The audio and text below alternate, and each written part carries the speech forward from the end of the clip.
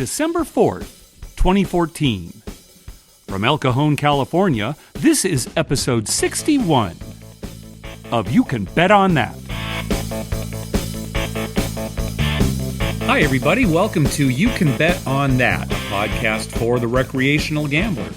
I'm Mark Duvall, and sitting next to me is Dr. Mike. Hello. So, more bad news from Atlantic City. We talked about how the Taj Mahal is scheduled to close, still scheduled to close, as far as I know. They've actually closed down one of their towers, and they're not accepting credit anymore. Oh, and God. it's like Although I still got some mail from them yesterday, right? Inviting me to come over. Yeah, right hand, left hand kind of thing, right? I guess. So, but anyway. So the other news is that we had talked about on a previous episode that the Revel had been sold to this Toronto-based company, Brookfield Asset Management, out of Toronto, and they were going to buy the Revel for $110 million, a $2.4 million resort.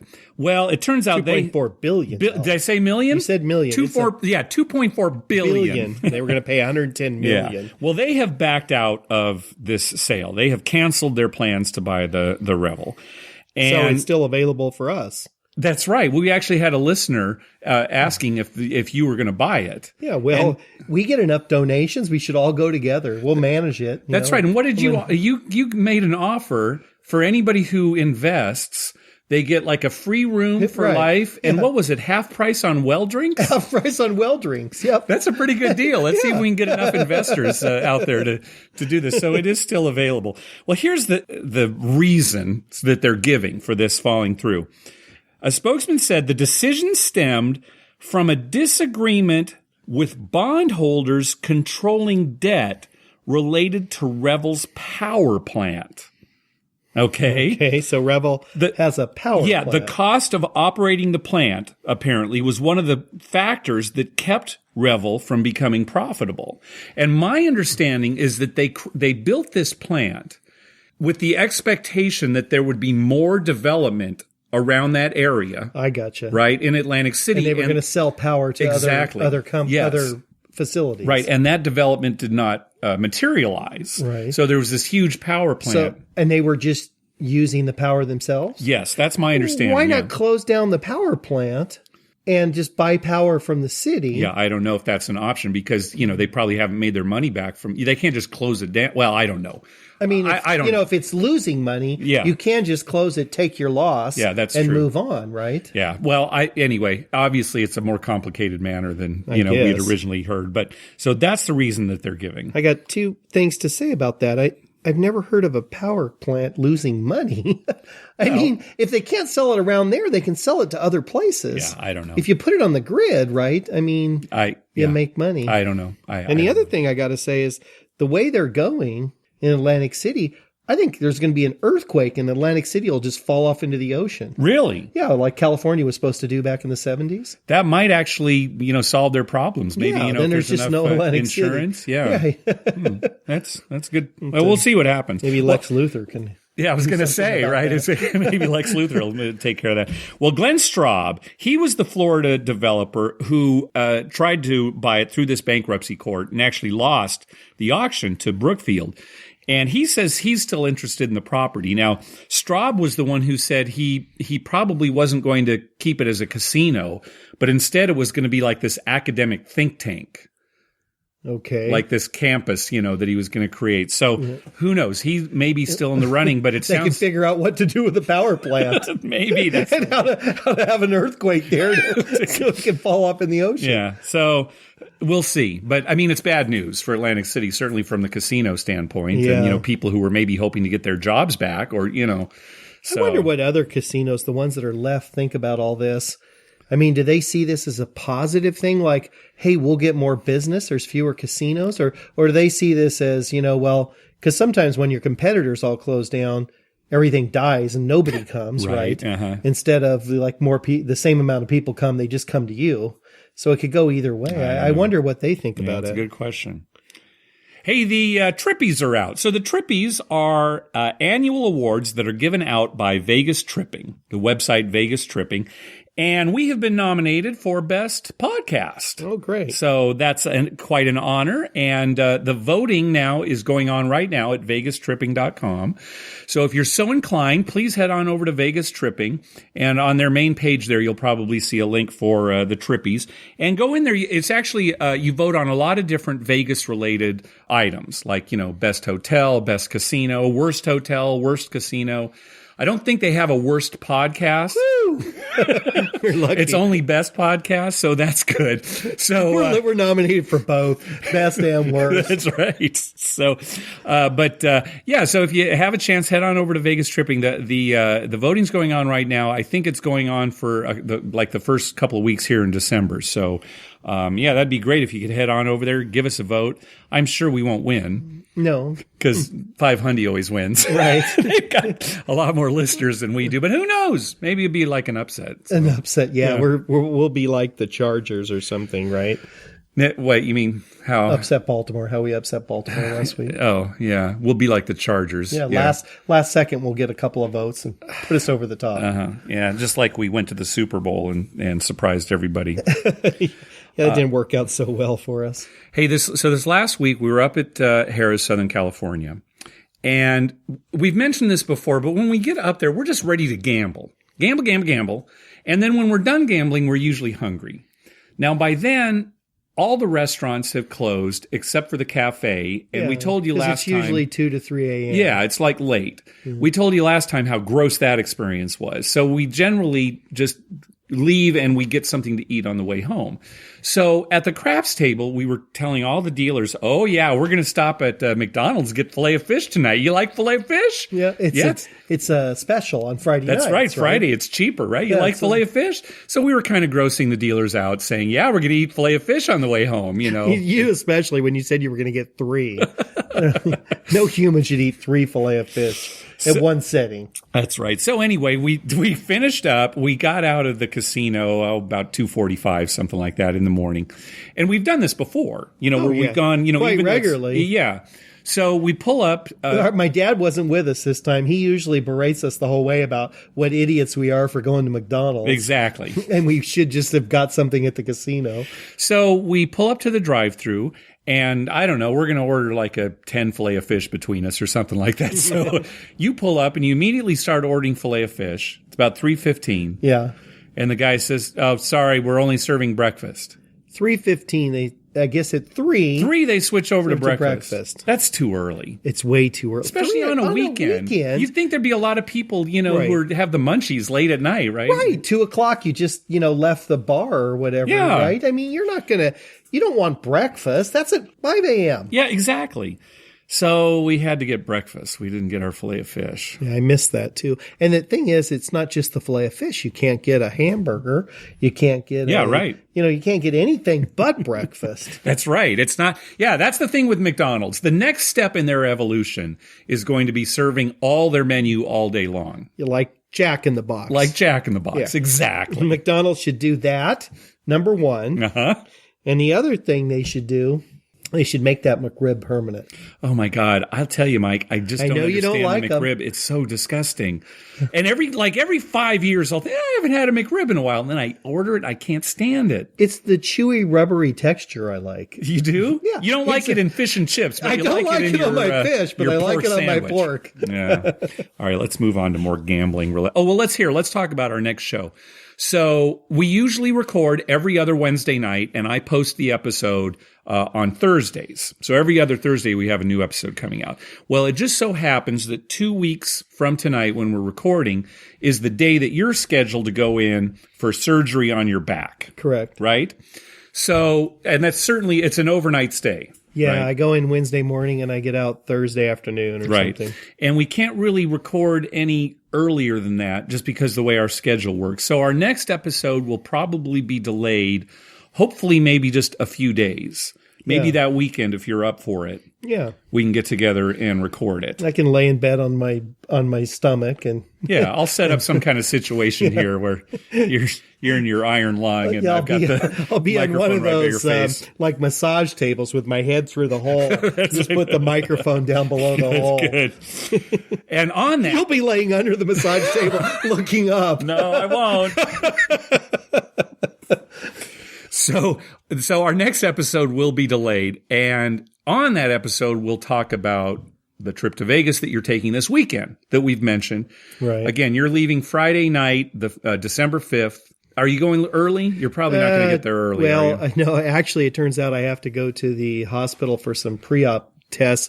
So as soon as I'm done with that, we're leaving. I'm hoping 4:00. All right. So it's going to be, like 10 o'clock before you get there. Well, Probably. maybe 9 o'clock, but depending on traffic. Okay. But the point is you're going to be available maybe to meet up with listeners just on that Saturday, basically. Saturday, yeah. Right? Because Sunday, we're not sure what time we're coming home. So yeah, Saturday would be the best time. So Saturday the 6th, you're going to be at Caesar's Palace. You're probably not going to be playing anywhere else. Probably not going to play anywhere else. Okay. And you're going for the Great Gift Wrap-Up. When are you going to go buy your stuff? Well, that starts at 10. Yeah. But there's always a huge line. So we were thinking maybe around 11-ish going up there, between 11 and 12. So I'll probably be at the craps tables, let's say by 1. And I'll be there till at least like 5:36. Okay, so in the afternoon. All right, very good. So again, I'll be in contact with you, and I will tweet your information, depending on where you are and what you might be wearing, that kind of thing. Oh, and that reminds me too, even if you are not you do not have a Twitter account, or you're just not familiar with Twitter, you can still see our tweets if you're able to access the internet. If you just go to twitter.com/youcanbetonThat, you don't have to be a member of Twitter or have an account or anything. You can still see our tweets there. Yeah. So that's the best way to kind of tell see where. On your phone. Yeah, right, exactly. So I'll be tweeting to let everybody know where you are. Okay, good. Hey, thanks to everyone who's been clicking through our Amazon link. Remember, whenever you're going to buy something through Amazon, go to our page first, youcanbetonThat.com, and click through our Amazon link at the top of the page. That way, when you make a purchase, we get a little kickback that helps cover the costs of hosting the show, and it doesn't cost you a thing. You'll pay the same price just like normal. Hey, we got some listener calls. Let's go to our voicemail hotline. Remember, call our voicemail hotline. Maybe we'll put your clip on the show. The number's 951-292-4377. That's 951-2-WAGERS. 951-2-WAGERS. All right, let's go to our first call. What's up, guys? It's your new favorite caller, Ryan. I thought I would drop you a quick little story from the past, but I thought this is the one time ever where I just behaved badly at the table. Took it too far, got out of control, and the one time I thought security might actually try to scare me or do something to me. Basically, we were at a craps table, and the shooter was hot. Turned out to be 37 rolls before he 7'd out. So it was a great roll. Somewhere in the middle of it, I throw money on the 011 because the shooter did, and it was before he got the dice. But they said no. They said no bet, and he rolled it. And it was only $1 bet, but I was just so mad about it. I was so mad about it, and half the table was kind of arguing for me, like, hey, you didn't have the dice set. I want you to pay him. And we had been playing there for a while. It was a crowded table downtown. So what happened was they didn't pay me. I got angry. So every time, he would hit the 4 or 5, anytime I was collecting some money, whatever it was, $6, $7, I would just celebrate over the top. And then one time I swung my arm and I hit the pit boss's, with a female, her arm, and she dropped her water bottle. She started holding her arm like, And, I was really afraid. They brought security over, but nothing happened. The roll ended. And at the end, they ended up paying me for that Yo 11 bet because I whined about it so much. But afterwards, I had to apologize to my friends when we got back to it. Like, man, that was the one time I went too much, man. Thanks again for the show, guys. I'll talk to you guys soon. All right, thanks, Ryan. I'm wondering why they didn't book the yo. Yeah. Sometimes on a crowded table, when there's a lot of action going on, right, the dealers will say, get your bet in early, right, and then if they're about to send the dice. Right, and if they've actually started to move them a little bit, not that he's got him yet, right, but they've just started to move him, sometimes they won't book your bets. Yeah, if maybe a lot of people have been making late bets, right, and it's getting to be a problem. Now, we weren't there, so who knows what was going on, but I'm surprised they didn't book it. And it could have been something like there was some miscommunication about what it was, what the bet actually was. It could be, sure. Right. Or if it was... Because if a dealer doesn't understand what the bet is... Yeah.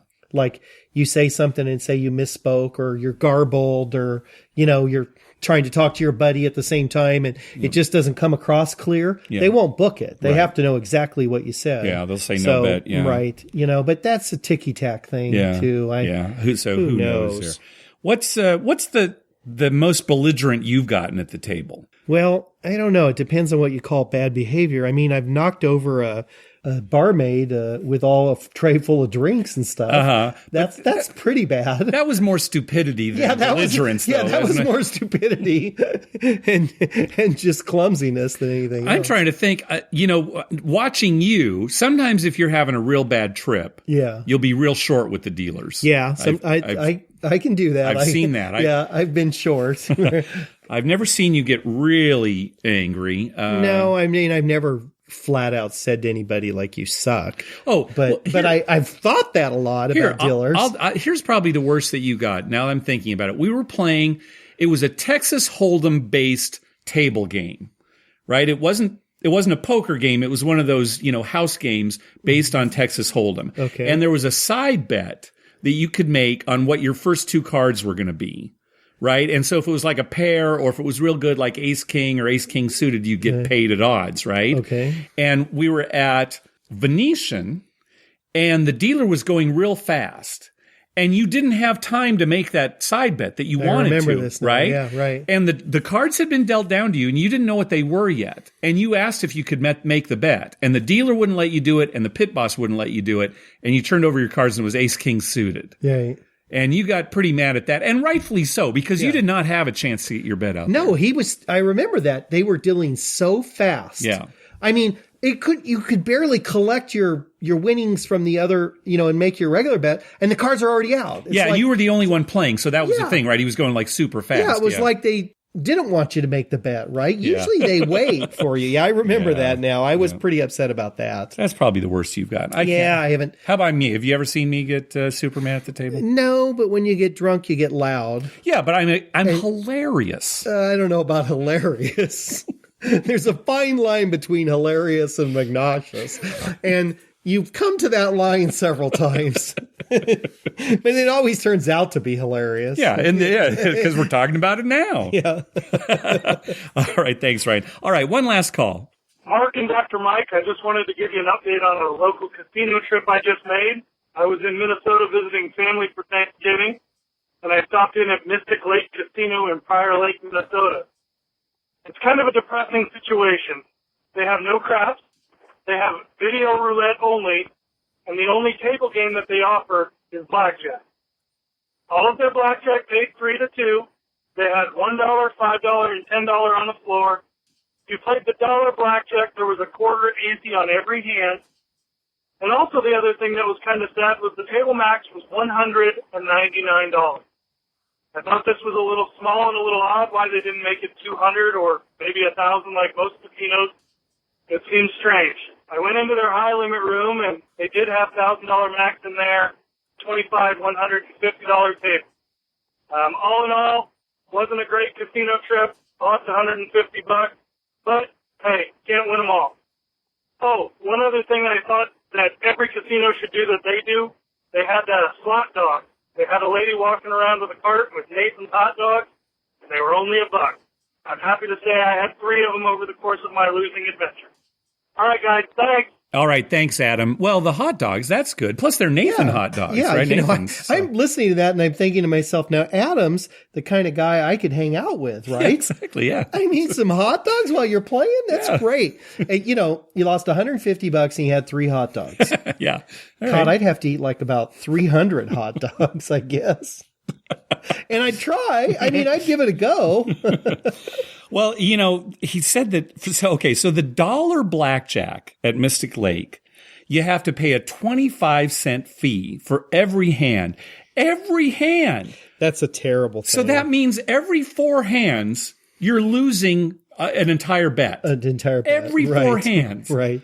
That's awful. It's terrible. And why would anyone do that? Well, here's the thing, and it's kind of deceptive. I went to their website after we got this call, right? Uh-huh. And you go to the blackjack area, and they have this logo that says dollar blackjack, right? And you click on it, and it says, Mystic Lake is the only, and only is all in capitals, right? Okay. Mystic Lake is the only casino in Minnesota featuring $1 blackjack. No special times, no special dates, just $1 blackjack, 24 hours a day, 7 days a week. And that's all it says when you click on that link, right? Now, so sounds great, right? Like most Exactly. things that sound great. It's like, wow, $1 blackjack, yeah. that's pretty good. So if you go to another page on their site where it talks about their house rules, buried way deep down in the rules, it says a 25-cent each round of play on any table with a $1 minimum wager.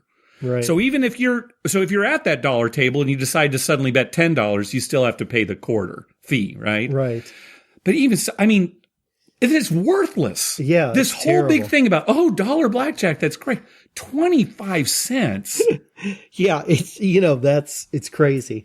A good thing Silver Slipper didn't have this back when we were like 1 or 2 years old. Yeah. Remember, I won 18 hands in a row of blackjack. Quarter for each one of those hands, Oh, it right? would have been terrible, right? Yeah. That's 18. What was that? $4? $4. A little bit more than $4, Yeah. $4.50. Oh my gosh. Yeah, I would have only won $13.50. Yeah, and that's after, winning that many in a row, right? Right. Figure you, all right, let's say it was a 50-50 game, which is Right. more generous than it really is, of course. Right. But yeah, that would be, okay, I played 4 hands. I, won one, lost one, won one, lost one. I'm down $1. All right, well, thanks for the call, Adam. All right, this is actually a pretty good segue, talking about stupid casinos, because this last week, when we were driving home from the casino, you thought it might be good to just talk about how stupid casinos are. Yeah. And what prompted this was one of our favorite dealers up at Harrah's, Southern California. She just recently left to go work at a different casino. Right. Right. And we were asking her if she was going to come back to Harrah's, Southern California and maybe play, at the craps table. She right? lives closer to the new casino. Yeah. But you can't play at the casino where you work for obvious reasons. That makes sense. Right. Sure. Yeah. Uh-huh. I mean, they just don't want, a dealer dealing to you one day and the next day standing next to you playing. Yeah. But you are allowed to go to other places and play. So a lot of the dealers, we see them at other casinos playing. So, we see these other guys out playing at other places. So we ask, well, you going to come back here and play? Because, we'd like to sit with her at the table and play. Yeah. And she says, well, maybe sometime. And I said, what does that mean? She says, well, they have rules about how long it is a wait time before you can come back and play at the casino. Mm-hmm. And I said, what? I mean, once you're not working there, you're not working there. Yeah. Right? Why? And she said, well, some people they let come back after a few weeks. Some it's months. It just depends on if they like you. Okay. That was her answer. I mean, I don't know how you.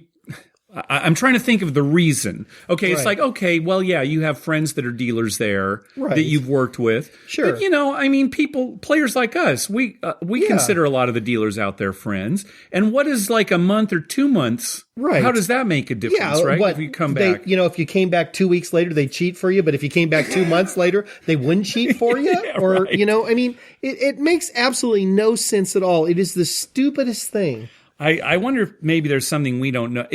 You're right. It is stupid. I'm trying to think of why it happens. Is it a law? If it's a law, it's a stupid law. Is it a corporate policy? Then that's stupid, right? I don't know who's responsible. It's just stupid. And we were talking about this. That's what's got us started. But there are so many things that casinos do that are stupid. Yeah. That don't make sense. Yeah. I mean, look at the one we just talked about. In one way, it's great. They have a lady coming around with hot dogs, right? Yeah. I mean, that's wonderful. Yeah. Great marketing. It's a good thing. But then they're going to take 25 cents on your dollar bet. I wonder, and maybe Adam can call us back or email us, because I wonder how many people were playing that dollar blackjack. Yeah. I mean, I guess if you really want to play blackjack.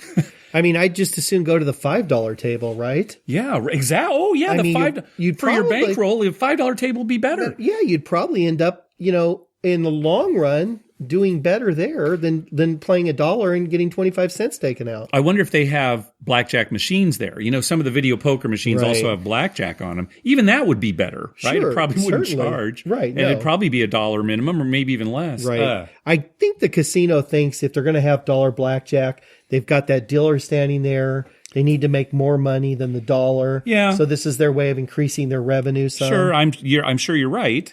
My answer to that is to just have $3 blackjack. Yeah, exactly. Right? Yeah, right. Get rid of the VIG and just have $3 or $2. I mean, why $1? Yeah. It's crazy. All right. Any other stupid casino things you want to talk about on this episode? No, I could go on. I mean, every week I should tell you. That should be a segment. Yeah, the stupid thing we saw at a casino this week on the casino's part.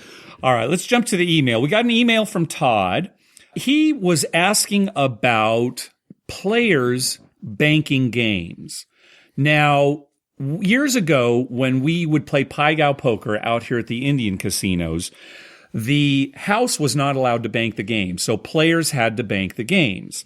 And so Todd was kind of curious about how that worked. He said, hey guys, in several episodes you've talked about players banking table games. From what I can gather from your shows, a player would be responsible for collecting other players' losing bets and paying other players' winning bets. I would think this would be a fabulous position for the person banking because they would benefit from the house edge. Kind of. Kind of. I'll go on here. Todd says, I'd be curious to hear some details about it or problems with it. For example, what would happen if the banker didn't have enough money to cover the bets? Even in a simple game like Blackjack, there could be a number of splits and double downs such that there's a lot more money on the table at decision time than when the deal occurred. Anyway, it seems too good to be true, and someone with a decent enough bankroll would always want a bank to be in an advantageous position. So, yes, this was actually pretty lucrative back in the 90s, at least in California. It's a lot more complicated than you would think, though. It is. Now, as far as the Pai Gow poker that we would bank, it was nice because we would, if you were the bank, you only had to pay $2 commission, no matter how much was in your bank. You could have $10,000 in your bank and it would only be $2 commission, right? So that might have been, that $2 might have been less than the house edge that you have in Pai Gow with the copy advantage. Sure. It might be. That could be debatable or whatever. Yeah. But first, let's talk about how things would work if the bank did not have enough money to cover all the bets on the table. Which frequently did happen. This actually happened quite a bit. Yeah. Okay. Here's what it comes down to.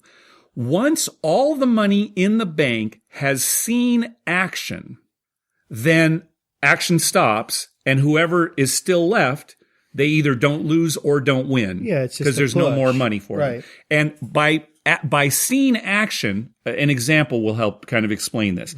Here's a simple example. Let's say there was $100 in the bank, okay? And there were 3 players at the table, each betting $50, okay? Yep. So let's say the first player wins, okay? His $50. So $50 comes out of the bank and pays him off, okay? Right. So the bank now has $50 left. But more importantly, $50 of the bank has seen action. Right. Okay. So there's only $50 in the bank. So they can only have $50 more action. So, right. So let's say that second player loses. Okay, right. So the bank now gets $50. Right. Okay. And that $50 is seen action. The bank is done. Right, because $100 has seen action. Even though the bank now has $100 in it. They won one and they lost one. $100 worth of action has occurred. Right. And so the third person, whether he has a winning hand or losing hand, doesn't get anything. It's over. It's over. Right. That's how it would work out. So sometimes the money would not reach every player. And what they would do is they would shake the Pai Gow dice to determine who would get first action. So it wouldn't always be, the person to the dealer's left. As luck would have it, sometimes the bank, let's say you had $100 in your bank and the first person bet $150. Yes. Okay, so if that first person won, all your 100 would go to him. We're done. Yes, right. Nobody else matters. If that first person loses, then they would take $100 of his 150 and give it to the bank. Yep. And then it's done. That'd be over. He keeps his 50 and everyone else gets no decision. Yep, right. So it was an interesting game in that, a lot of times it's just luck. We plenty of times had a bank and unfortunately the first person was the guy that had the best hand. Yeah, right. And we'd lose. Right. And then other times the first person was the guy who, had a terrible hand and we'd win. Like we'd have king high and they'd have queen high and we'd win the bank. All the other hands would have beat us, but it never got to them because we didn't have enough money in the bank. And there were times when we were the player and we'd have a terrible hand, but then there was not enough money to get to us. And it's like, phew, we didn't lose anything. Or other times when we had a terrible hand and we were first action, what they call first action, and we had to lose. Or we had a winning hand and there was no money and there for was us. no right? money so it worked for both us. ways. One thing that did happen, though, if you were a player and there was no money left when it got to you, you did not have to pay your VIG for the next hand. Right. It's like a refund on your VIG. Yeah, right. Yeah. So that was one Which thing. is good. Yeah. Oh, they had to. They had to do that. I mean, you don't want to pay for something you didn't get. Right. Now, we didn't play as much blackjack, but it was the same kind of thing in blackjack. If the money ran out. Yeah. The difference, though, that we at least witnessed was there were teams of blackjack banks out there every day at the casino saying, here, I will bank at this table. And people would be paid to just sit there and bank these blackjack games because it was lucrative. It was very lucrative. Yeah. Right. They would have to pay a small VIG that was certainly less than the house edge that they had dealing the blackjack, right? Yeah. So, and the house liked that because, it made things a lot less complicated if there was just one person banking all this. Yeah. And now everybody at the table did have the option to bank. Right. So if somebody else wanted to bank, say at the blackjack table, they did have that option. Usually they wouldn't take that option if there was a big bank at the table. Right. But if they did. A lot of times they didn't take that option because the big bank was instructed at that point to bet against them. Well, the big bank had to bet. They had to make at least I think they would bet the minimum. Right. So that they would have the option of banking the next time. You have to have played like the previous hand if you wanted to bank. But I saw it where they would put their whole roll out there to wipe the guy out. Well, that doesn't make sense. Well, that ends his banking. Well, yeah, it ends his banking, but then suddenly you're... Really? You saw that? I've seen that. I saw that quite a bit. Well, that seems wrong to me. If he would have $100, they'd have 10,000. Yeah, I understand. He would say, "Oh, I'm in a bank." Well, even if they lost the 100, the next time he banked, he'd have 200. Eventually they wipe him out. Yeah, right? well, sure. Eventually they get a winning hand, and he goes away, and that's why nobody banks. Yeah, okay, right? Yeah, you're right. I see. That does make sense. Yeah, and there's very few people who would actually, win their 100 and leave, get up and leave. Right? They stay there. I'm going to take advantage. Yeah, and you just can't do that against the big bank. Okay, yeah, that does make sense. Paul and I saw that quite a bit. Okay, all right.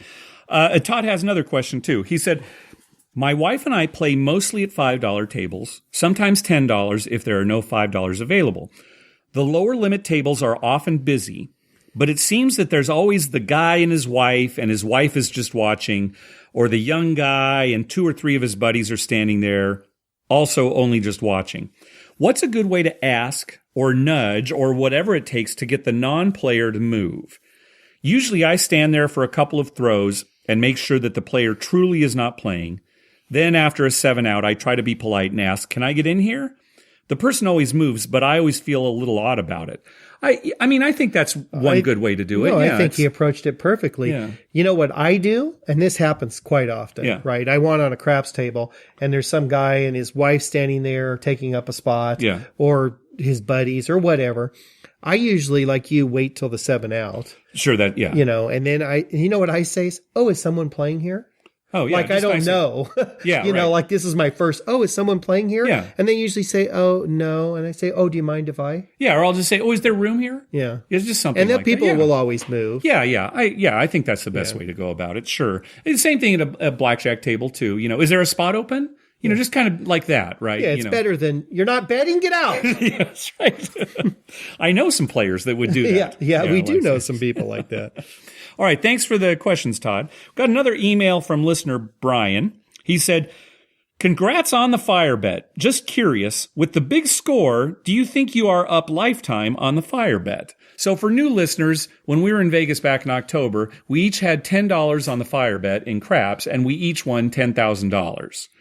So now Brian is asking, in our life, are we ahead for the fire bet? Probably. Do you want to hear the real answer? Because I did the math. Oh, you did the math? And I never told you about this. Yeah, but I would say, are you including all the 4s? Oh, yeah, I'm including all the 4s and 5s. Okay, then tell me. I'm closing my eyes. I don't really want to hear this, but go ahead and tell me. I know. Just let me believe that we're up. We're not up for the fire bet. I took into account, the times when statistically we would hit 4, 5 of the fire bet, how long we've been doing it, how many hours we spend out there every week. You've got way too much time on your hands. Well, see, I didn't bring it up till now, so it's, okay. What's the answer? Just give it to me. well, I don't have a figure. Oh, you don't have but a number. I just went through and once I got to 10,000, it's like, okay, we're not ahead for this bet. Sorry to break the bad we news. haven't won 10,000. I mean, just 10,000 because we've hit some 5s. And we've I hit know. a ton I of took 4s. that into account. You did. Okay. Yeah, and yeah. it's still not up. Huh? Yeah. All right. I'm not a statistician. I know that. Or a mathematician. Yeah. But in my mind, I'm ahead for the fire bet. All right, let's just say that you are. So, Brian, the answer is yep. We're up big time for the fire bet. Woo! Always going to make that bet. All right, Brian had another question. I was wondering what you thought of a strategy I saw at the Sunset Station several months back. It's funny. Now, last night, our friend Mary was asking me if we'd ever been to Sunset Station. We did go there. Yeah, we went there. We went to all the stations. We went to all the stations. One trip, we decided we were going to go to all the stations. Yep. We went to them all. Yeah, we rented a car. We went to them all. So that Yep. was one of them. Anyway, so back to Brian's email. I was playing with one other guy, and we were both playing the fire bet. The other guy was rolling and backing his pass line with max odds until he hit his 3rd unique point. When he established his 4th unique point, he did not bet the odds. The dealer pointed it out to him, and the shooter's response was that his fire bet was now his odds. On one hand, this made sense to me. If you hit the point, you get 25 times or more back for the fire bet. On the other hand, I always try to bet with the purpose of being aggressive so that when that oh-so-elusive hot roll comes along, I can take advantage rather than regret missing out. Thoughts on this? I think I should have taken odds. Oh, exactly. Yeah. Well, and you're talking about the way I played. Play aggressive, take advantage of the hot roll. You're on a good roll. Why wouldn't you take odds? It doesn't make sense because, the odds are my fire bet. Okay, well, if you win the fire bet and you have odds, you win both of them. Right. And if you lose and don't hit that 4th number and don't win the fire bet, yeah, you lost a little less because you didn't take odds. Yeah, that doesn't make sense. Now, the only time I would say don't take odds, well, it was like when we were on the fire bet, when I had established our 6th number. Right. So we're up on that 6th number. Right. You laid against it. It was a 5. You laid against it. Well, then you don't take odds. So of course you don't take odds. You're just you're contradicting yourself. Right. Yeah, exactly. Of course. But if I hadn't laid against it, I would have taken full odds. Yeah, sure. Yeah. So no, this doesn't make any sense to us. Well, as far as the fire bet goes, I'm just going to say, I know, even without being a mathematician or statistician, I know enough math that I know that it's not a good bet, and like we're not up for it. It's like a 25% house hedge. Right. I mean, it's one of the worst bets. But you know what? It's fun to do. And there's no better feeling than when you hit it or when you get close to it. Yeah. So, it's like going to the racetrack and taking the long shot for $5. Yeah. Right? You're probably not going to win that bet, but when you do, it feels so good. And if you did that every race, every time you went to the track, in the long run, you'd lose a ton of money. Yeah. But, it's $5. You have fun. If they give you a free hot dog, consider that $5 that you bet on the fire bet, your pay for the free hot dog. That sounds good. Yeah. All right. That sounds good. All right. Another question from Brian. I would be interested to hear a discussion about hedging in terms of sports betting. For example, let's say you had a 3-team parlay that paid 6-1 and you'll already hit the first 2 legs. If you had time, would you hedge? So, for example, let's say you had a 3-team parlay and your last game was like the Monday night game. So you had time to actually, hedge you could go make another bet. Right. Would you hedge? If not, what would you need the odds to be before you would advise hedging? Our philosophy basically is to not hedge, ever. The exception, I believe, is when you're talking about a once in a lifetime or not very often kind of a payout. As far as sports betting goes, you're talking about or anything, sports betting, or even like the fire bet, right? Where you hedged against the 5, right? Because I knew I was going to win something. Right. And it was $10,000. And how often are you going to win the fire bet? Right. But let's say it is a 6-1 payout. Now, if you're betting sports all the time, right? And you're doing these 3-team parlays. I would say never hedge. No. Right? Because no. you're just killing yourself. Because every once in a while you're going to hit it. Right. Right? So, and if you're doing it all the time, you obviously have some knack for it. Right? I mean, you'd obviously know what you're doing. Yeah. Now, if it were something else, if you had like a 12-team parlay. Right. Now that would be different. Yeah. And you've hit 11 of the 12. Right. And your 12th is the Monday night game. Yeah, then I'd lay something. And we had an instance in the Super Bowl where we kind of hedged our bets by betting 2 different bets. One when the line first came out and one right before the game when the line had changed significantly. But that wasn't really a hedge. No, it wasn't a hedge. Yeah. It was just a way for us to guarantee us a win. Yeah. But I would say we don't have a figure, a specific amount. I would just say if it is, certainly life-changing money, if it is money that you don't see coming your way very often. Right. But, if it's the kind of thing that you're doing all the time, even if the odds are long, if it's something you do all the time, don't hedge. If you had $100 on a 3-team parlay and you were going to win $600 if it hit. Yeah.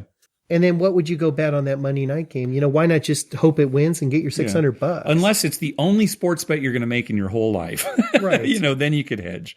Right. Or, let's say that you've decided, you know what? I'm just going to put my life savings on a blackjack hand, which, by the way, we don't recommend. But let's say you did something like that, right? And you were dealt a blackjack and the dealer had an ace up and he said, do you want insurance?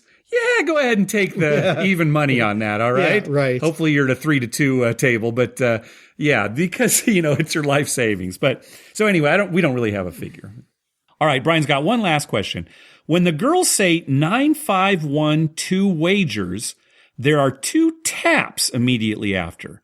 What is that? Yeah, what is that? All right, I don't even know. All right, what let's that take a is. listen to that again.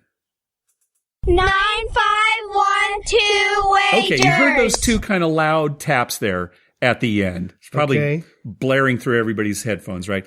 Okay, so when we decided we were going to get your daughters to do this, right? What happened was I came over to your house. We were going to go to the casino, and we were standing outside. Yeah, I just came over to carpool, and everybody was outside. So I thought, oh, this will be a good chance to get the girls to say this. Yeah. So I grabbed my little mini recorder and got out and said, okay, girls, say 9, 5, 1, 2 wagers. So they kept messing up and getting the numbers wrong. They were laughing and kind of doing it right.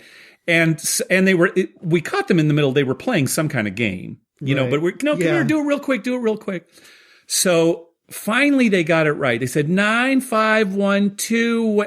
And right about that time, your older daughter had this ball in her hand. Okay. And she just bounced it twice. Yeah. She wasn't, it was even probably thinking. A basketball. They were probably I think it was actually a harder ball. It was like some kind of small, like a small rubbery wiffle ball or something like that. But that was it. She probably wasn't even thinking about it. Here I am very, carefully, and I probably didn't notice it. Right. And I've heard, every time I listen to it, I think, boy, I wonder if I should try to, take that out of the recording. And I've never bothered to. So I won't ever. We'll just leave it in there. That's just Ruby bouncing a ball. That's all it is. It's just her bouncing the ball while she's doing her recording. Just mindlessly kind of bouncing the ball.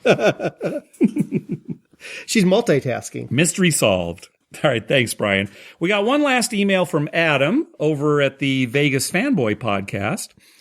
He said, I had a buddy stay with me out here in Detroit during the week of Thanksgiving, and he snuck away for the afternoon while I was with family and headed to the MGM Grand to play some blackjack with another friend of ours. What a great Thanksgiving for him. I know.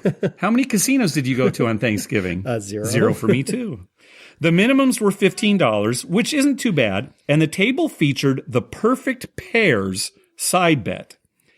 He said they had some fun playing it, and another guy at the table actually went on a good run and made quite a bit of money on the bet.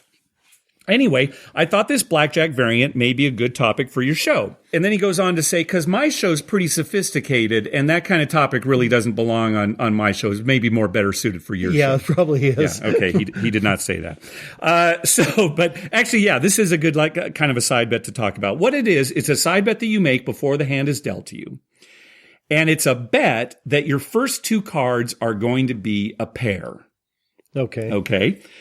So there's a pay table that will determine how much you're going to get paid based on what your pair is. Right. Okay. And that varies from casino to casino? Yes. Or? Right. Okay. Okay. First of all, the rank doesn't matter. So, a pair of queens is no different than a pair of deuces than a pair of tens. It's just anything a like pair. That. Right. Okay. So if you don't have a pair on your first 2 cards, you just lose the bet. Right. Okay. If you have a pair that are two different colors, A red one, a heart and a club, a red and a black. a red and a black, pair of sixes, pair of whatever, just any kind of pair that's a red or a black. Some casinos you'll get 5-1, some casinos 6-1. Okay.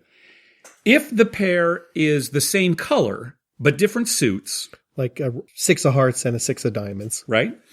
Then you get, it depends on the casino, 10-1, 12-1. Some casinos pay 15-1. Wow. But that's if it's the same color, Quite a variance. different 10 suits. to 1 to 15 to 1? Yeah, Wow. yeah. If the pair is the exact same suit, and obviously this can only happen when it's multiple decks. Right. They call it a perfect pair. It's called a perfect pair. So you had a 3 of clubs and a 3 of clubs. That's a perfect pair. That'll pay either 25-1 or 30-1. Why the difference in casinos? Because usually these games are figured out mathematically. It is. And they all have the same payout. It's just an option. A lot of these side bets, the companies that come up with them do give the casinos the option to make it worse. Yeah, right. To make it worse for the player. Yeah, depending on what they want to do, right? So that's as simple as it is. Now, depending on which pay table you're dealing with and the number of decks in the game. Yeah, because that could definitely make a huge difference. That can make a huge difference. The house edge on this bet can be anywhere between 2 and 14%. So quite a range there. Right? So they wouldn't play this with a single deck anywhere. Well, you couldn't play it with a single deck because you could never get a pair. perfect pair. Yeah. So I We think pay $1 million to 1 if you get a perfect hey, that's pair. great. So I suspect that actually I've never seen this bet in Las Vegas. No, so neither have I. If anybody has seen it in Las Vegas, let us know. But I would suspect that they'd probably be using like a 6-deck or an 8-deck shoe, for a most game like this, right? Yeah. So what would be the basic strategy for this bet? The basic strategy would be don't make this bet.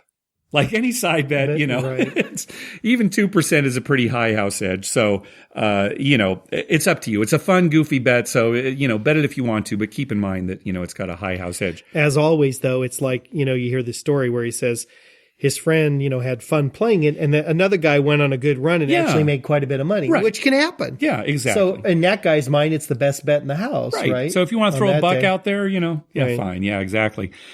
I suspect you might be able to come up with some kind of system where you could count cards for this bet.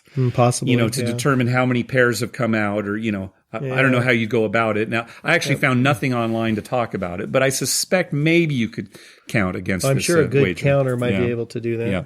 As always, the Wizard of Odds has a section on his website devoted to this wager, and he breaks down all the pay tables and all the payouts and all the percentages and everything. So I'll link to that in the show notes. Good. All right. Thanks, Adam. Yeah. So Adam over at Vegas Fanboy Podcast, it's just like we keep shouting out to each other. He talks about us on his show. We talk about him on our show. So we're going to have to meet up with him sometime. You guys are going to miss each other by 1 week. Yeah. That's in Vegas. too bad. We'll catch up with him eventually. We'll try and meet in like Minnesota. Yeah, there you go. Detroit's close. Yeah, you say, hey, we'll play some dollar blackjack over at Mystic Lake. All right. That's going to do it for this episode. Be sure to download our app for your mobile device. You'll get access to all our episodes, quick links to contact us via Twitter, Facebook, email, and our voicemail hotline, and you'll get bonus audio. On the bonus audio for this episode, you have a nice story about a gentleman that you saw at the buffet. Yeah, another buffet story. With our app, you'll also get TV listings showing all the gambling-related shows coming up within the next 2 weeks. I update those listings every Wednesday using a program I wrote myself to search through all the raw American TV data. The bonus audio and the TV listings are only available on our app. To download it, go to our webpage, youcanbetonthat.com, and on the left-hand side of the page, click on the link that says how to download our app. We have a link for Android devices and another one for iPhones and iPads. We'd love to hear from you. Call our voicemail hotline at 951-2-WAGERS, or you can email us at youcanbetonThat@gmail.com. Also, follow us on Twitter at YouCanBetOnThat. We always tweet when we're in a casino or on our way to a casino. And we'd love to meet up with you, and I'm going to be tweeting on your behalf this Saturday. Yep. Like us on Facebook at facebook.com/YouCanBetOnThat. And finally, head on over to iTunes and write a review for us. Supposedly, when you do, it gets us more listeners. Hopefully. Dr. Mike? Well, this week, in closing, I want to say this. As many crappy things as there are in the world, I mean bad things like wars and, terrorism and the thing that went on in Ferguson, Missouri and all that. There are some good things, And one of them I was thinking about this week is how well we communicate. We could have never done this 30 years ago. Oh, no way. Right? Yeah. Even 20 years ago, we couldn't have done this. Yeah. People wouldn't have emailed us. We would have never had contact with all the people like Adam, at Vegas Fanboy. Yep. That would have never happened 20 years ago. Yeah. And in some ways, the world is so much better because we can communicate and tell these stories and talk to each other. And you start to, some of the people who call or leave voicemails regularly, it's like you feel like you know them already, even though we've never met. Sure. And it's a great thing. Oh, it's great. It's fantastic. I mean, it's so good. And, sharing stories about something you enjoy with other people who enjoy the same thing. Yeah. I mean, think about that. As crappy as the world is, there are a lot of really good things. That's very good. You're bringing a tear to my eye, Dr. Mike. a gambling tear. Yep. But I thought about that driving to work this week, and I thought, what a great world. Yeah. I mean, in a lot of ways, it's a good world. It's bringing people together. Yeah. Now, if we could just win that fire bet again. Oh, boy. It's starting. Yep. Right. How long's it been? It's been like a couple of months since we won the fire bet almost. All right. Good luck this weekend, Dr. Mike. All right. I'm going to try hard. All right. Thanks for listening. Good night.